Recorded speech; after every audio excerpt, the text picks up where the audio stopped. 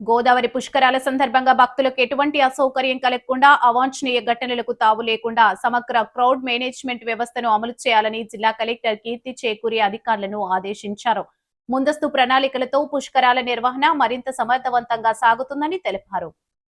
జిల్లా collector camp కార్యాలయంలో Chennai unified metropolitan transport authority బృందంలో నిర్వహించిన సమావేశంలో పాల్గొన్న బృంద సభ్యులు మాట్లాడుతూ ప్రభుత్వ ఆదేశాల మేరకు పుష్కరాలకు ముందస్తుగా జిల్లా యంత్రాంగం ఆధ్వర్యంలో సమావేశం నిర్వహించడం అభినందనీయమని పేర్కొన్నారు. జిల్లా కలెక్టర్ కీర్తి చేకూరి మాట్లాడుతూ పుష్కరాల సమయంలో భారీ సంఖ్యలో భక్తులు తరలివచ్చే నేపథ్యంలో భద్రత, ట్రాఫిక్, పారిశుద్ధ్యము, అత్యవసర సేవలు, ఘాట్ల నిర్వహణ తదితర అంశాలపై సమగ్ర కార్యాచరణ అవసరమన్నారు.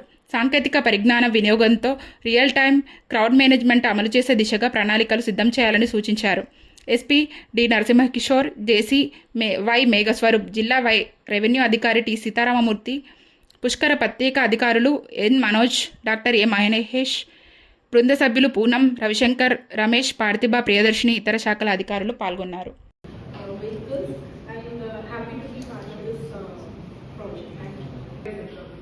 The other concept in which 2015 we have entire department, police department, Nagurus, etc. They have done.